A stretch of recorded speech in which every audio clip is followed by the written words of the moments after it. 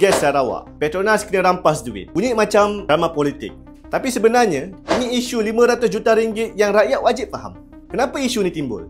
Ia bermula bila Shell MDS terima dua invoice. Satu daripada Petronas, iaitu di bawah kuasa Persekutuan, dan satu lagi daripada Petros, syarikat milik Kerajaan Sarawak. Untuk mengelakkan bayar dua kali, Shell bawa kes ni ke mahkamah. Mahkamah kemudian beri injunksi. Maksudnya, Shell tak perlu bayar dulu.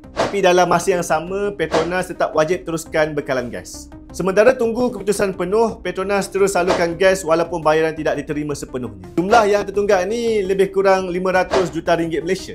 Tegangan semakin meningkat antara kerajaan negeri dengan kerajaan persekutuan. Dan rakyat Sarawak pula makin keliru. Siapa sebenarnya yang pegang kuasa penuh atas sumber gas ni? Kenapa rakyat kena ambil tahu? Gas bukan isu kecil, tapi ia sumber pendapatan penting, baik untuk negara maupun negeri. Kalau silap faham, ia mungkin boleh mencetuskan sentimen politik yang memecah belahkan rakyat.